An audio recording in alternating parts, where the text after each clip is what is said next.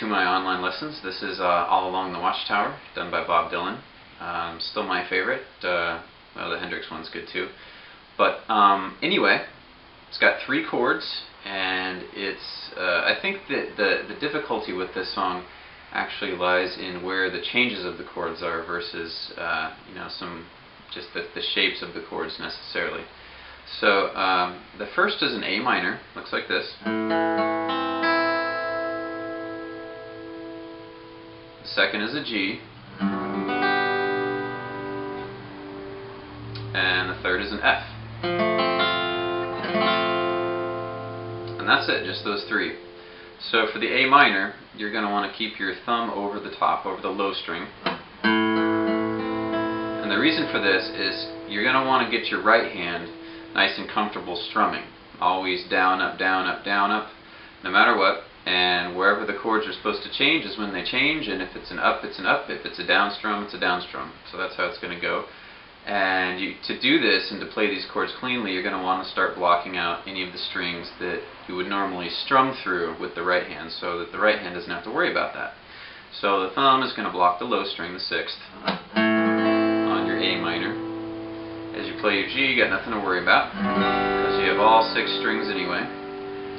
And your F, I recommend this. You're going to end up playing this, the F this way down the road anyway, but a lot of guys, they like to start their F kind of this way, where the thumb is sort of low underneath the neck, and there's a lot of space right here. That's okay until your fingers get flexible, but once they do, you're going to want to close up this way with more of just a relaxed kind of grip. First of all, you're using a larger muscle part of the hand. You're using this part back here versus this part right here. So it's a lot easier to come together and get the chord. Second of all, it makes it pretty convenient to mute these upper 2 strings, the 6th and the 5th. So your 3rd finger is going to mute the 5th string with the way that you actually play the D string. And your thumb, when you're comfortable, comes right over the top and mutes the 6th. And that way, strum an F. Even if you were to overstrum and play all 6, you only hear 4. So it's just really good habits from the beginning. Now the strumming pattern is this. Down, down, down, up on the G, up on the F. Everything but that A minor is actually strummed on an upstroke.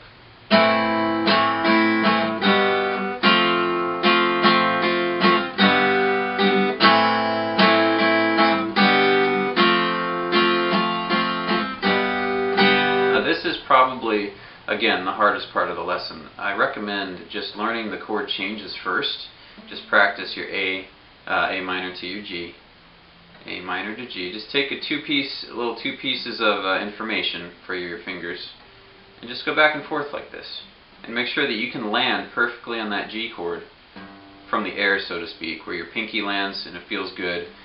You know, 3rd finger, middle finger, they all land where they're supposed to. And you can get back and forth between these 2 shapes.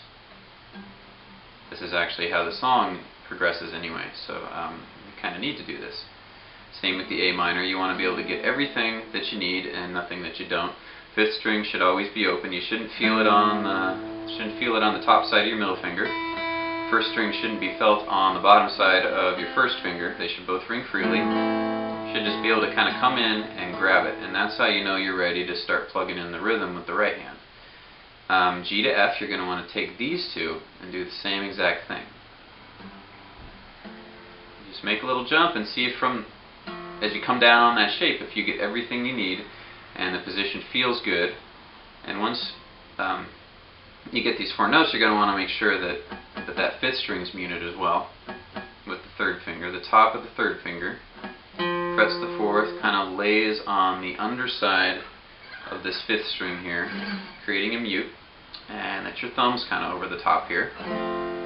And you want to go back and forth from G to F, G to F. And if one of them's giving you a little bit of trouble, just focus on that one chord. Just lift off for a second, see if your fingers hold the shape, and if they can come back down at the exact spot they're supposed to. And then you try the 2 chords, G and F, or A to F if you want to try it that way, even though it's not really in the context of this song, it's still good practice. Now once you get all that, then you're ready to plug in the rhythm. So again, the rhythm is this.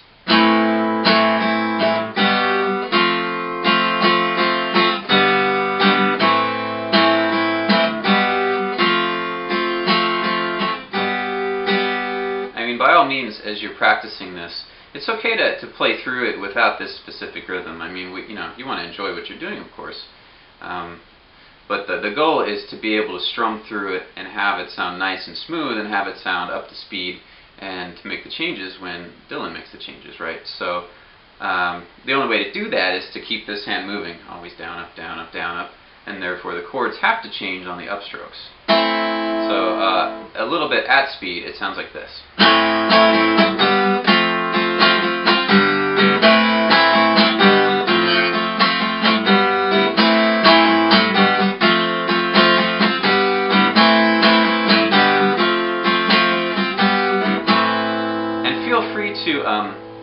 To add little differences in rhythm too once you get it. The most important part of this is that the chords move when they're supposed to move. That the listener is hearing the chords change when they're supposed to change. It wouldn't sound right if you went...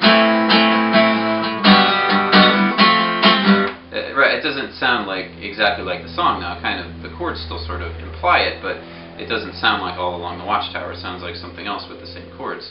So I think you get the idea. Anyway, I hope that these practice ideas helped you, and just take it slow and have some fun and enjoy the process, and I will see you guys next time. Take care.